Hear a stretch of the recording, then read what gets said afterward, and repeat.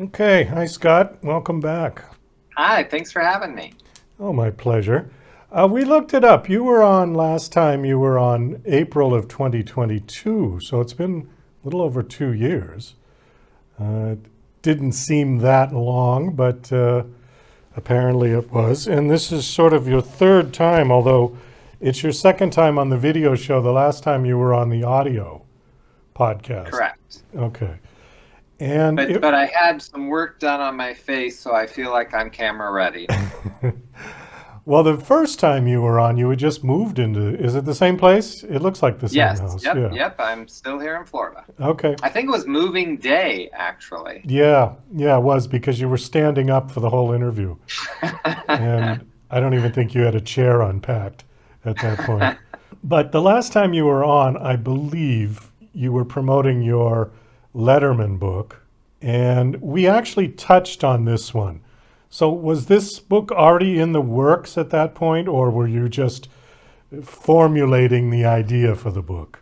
Yeah, at that point, it was just an idea. I was still watching films. I knew it was going to be my next book, but I ended up watching 160 movies from the 90s. And it took me 4 years to watch all the films, decide what to do, and then it only took 6 months to write the book.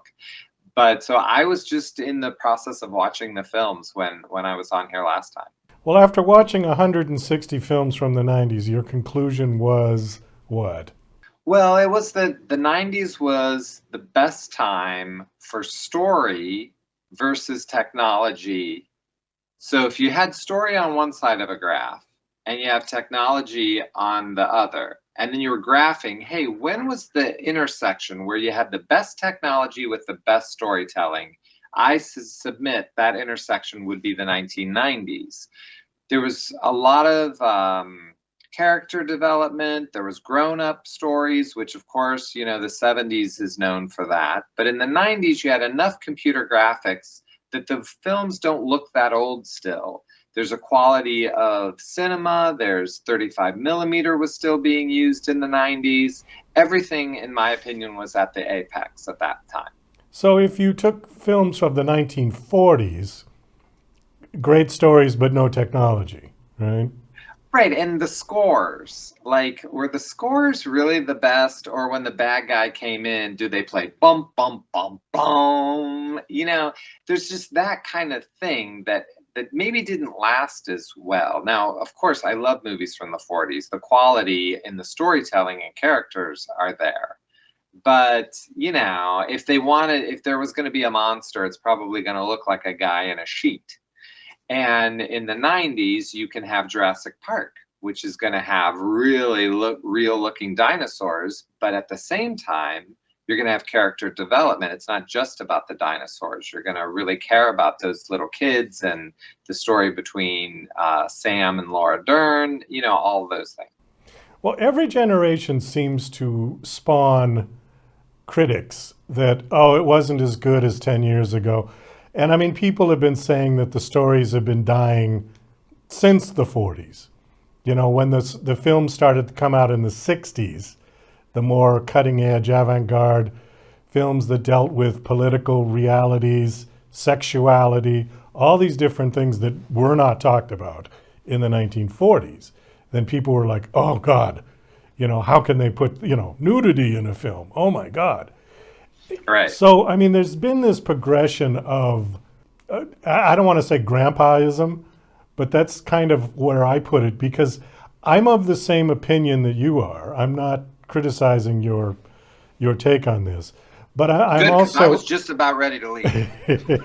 I'm also of the opinion similarly with music. See, I've always said music died in 1983 or was mortally wounded in 1983 with MTV, and then it had its last gasp of air in the early 90s with grunge rock, and then it just died completely after that. Okay, getting back to your book, do you think that it is strictly technology that is sort of superseding a good story? In other words, people want to see CGI versus an intelligent story? So I was prepared for this argument because I knew that I heard it when I was a kid from my dad, who didn't think Pulp Fiction was anything. And I thought it, mattered so much. So I actually have a graph in my book and that has the percentage of movies that were superhero movies in each decade. So 2% of the movies in the 80s were superheroes, 1% in the 90s, 5% in 2000. In the 2010s, 12% of movies. In the 2020s, 25% of movies. So it's not just me like saying, well, the movies weren't as good as they are. I have like imperial data like that. Those are facts that's saying they're making the same movie over and over again. When you get to 25% versus 1% in the 90s, something really has changed there. That isn't my opinion, that's fact. The other thing is, all those movies in the 90s came out on 35 millimeter. It was The Phantom Menace, which came out in 1999. George Lucas slipped in 2 very short scenes that were digital amongst the 35 millimeter to see if anyone would notice. And he's never said what they were. And no one noticed. And so he said by 2002, all the projectors that were going to play the second Star Wars movie, Attack of the Clones, had to be digital projectors, so they couldn't get his film. And that film would be all digital. So all the movie theaters across America threw their 35 millimeter projectors in the dumpster to get a digital film, a projector for 2002. And after that, what were you going to do when you had that digital projector? You were going to get another movie that was all digital and digital characters. So with all due respect to our grandpaisms, I think there's some fact to back this claim up that the 90s was the last decade of cinema. 25% of all films made were superhero films in what year was In that? the 2020s so The far. That's the 2020s. Okay. data from the grossing, the total box office revenue. 25% of all of it in the 2020s were Okay. either a DC or superhero or Harry Potter, something like that. Well, I'm going to speculate that that had nothing to do with whether the story was any good or not. It was simply money. 100% from the big studios. I'm sure they have those statistics as well. And they've always done that. Anything that's sold, they rehashed it. I mean, the 80s and even somewhat in the 70s, they were doing, if the movie was a hit, they do part 2, part 3, part 4. How many parts of Freddy Krueger were there? And we needed every one of them. Well, again, going back to the 90s, I select 1994 as being the best year. The top 10 films that year, not one of them is a sequel or what's called an IP, which means it's like a something that's famous like Harry Potter or Star Wars. They were 10 unique ideas. So I totally agree with you. It's always been about money. But in the 90s, what made money was unique and interesting ideas. Pulp Fiction, no one had seen something like that before, and it made a ton of money. And that spawned Usual Suspects and Swingers and The Ice Storm and all of these kind of movies. That's why people went to the movie theater. They wanted to see something they hadn't seen before. And it just happened to also create money. So I would never say that there was a time when the studios didn't want money. Of course they did, but that's what made money in the 90s. What else you got? I mean, you're teeing them up and I am knocking them down. Well, I guess the next question is to pivot this over away from the studios and go into society. So, what happened from 1994 to now that has changed the way people consume media? So I think there was a couple things. I found an interview with Matt Damon that I talk about in the book where he basically said it was the home video market. That, they made Good Will Hunting, him and Ben Affleck, in 98. And he said, we made half of our money back on video rentals and DVD sales. That's gone now.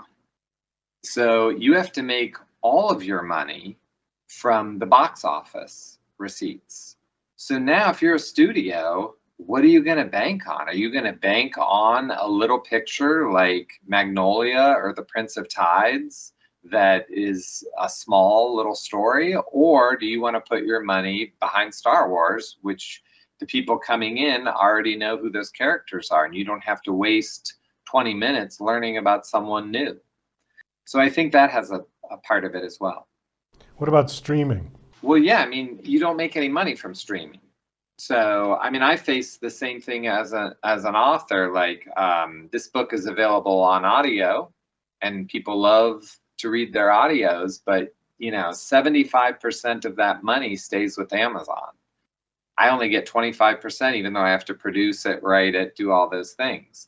That's sort of how streaming is. All that money stays with the streamers. It doesn't go down to the writers and the directors and the actors. And so again, if you're a writer, where are you going to make your money from?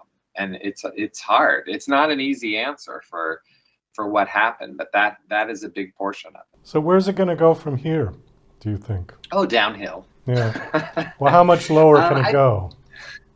Well, I think it's already happened. It's gone to television. I mean, that's why television had that great boom. And everybody was watching Breaking Bad and Mad Men and all those kinds of shows.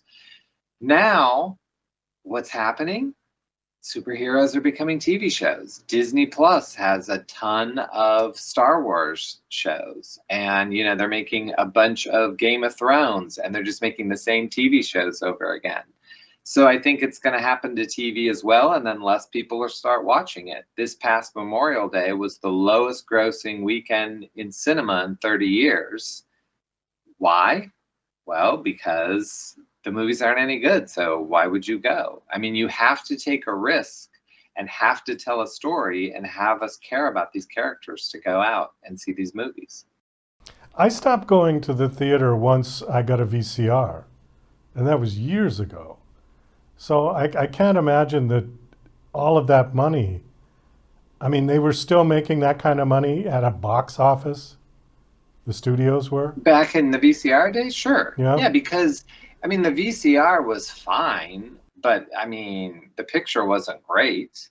And there was something wonderful about experiencing, especially a comedy, like watching a funny movie with other people. You might be at home watching Clueless, and you're not getting the joke. But if you were in a big audience and they're laughing at things, then you kind of laugh too. And then you're like, oh, that was funny. And it sort of helps. We sort of share that comic sensibility. It doesn't have to just be watching one spaceship shoot another. What's the ticket price now for a theater? I have no idea, but I'm sure it's like $23. I was going to say $25. Yeah, something like that. I mean, I think I read about this in the book that I remember going to see The Last Samurai. I'm not sure what year that was, probably 2004 to 2007, at night. And that was a Tom Cruise movie directed by Ed Zwick. And I think it was like $10. And I said to the lady, will Tom Cruise be watching this movie with me? And, I sort of stopped going to night movies then. I don't think I've seen one since, because that was sort of my breaking point. Especially when you could buy the DVD for $15 and own it forever. But now that doesn't really happen. A lot of things are not being released. You're not going to be able to own. And many of these movies, I actually rewatched from the very DVDs that I had bought in the 90s. We've got just about a minute left, and I want to throw one name at you. I see Patricia Arquette on here. You interviewed her for this book. What did she? I did. What did she have to for say? True Romance? She was so smart. You wonder how someone like why is someone great in a movie and why are they always so good? Oh, it's because she's super smart. Like, she broke down her character in True Romance so well and talked about working with James Gandolfini. It was an honor to get to speak with Patricia Arquette. It's very exciting for me. Her character's name was Alabama, I believe. Yes. Yeah, that was a good movie. I really liked that movie. Yeah, True Romance is one of my favorites. Yeah. All right. This book is out. The Last Decade of Cinema has been released. Yes. And do you have a website that you want to give out? Yeah, you can go to tuckerdspress.com and I can sign the book for you. And if you want the audio, you can go to Audible and hear me read it to you. And then my jokes land really well in the audio version. Okay. Well, thank you for coming back on the show, and best of luck with the book. All right, it's always a pleasure. I guess I didn't even come up with an idea for my next book on your show, so I don't know what I'm going to do next. Well, maybe go on vacation. Yeah, good idea.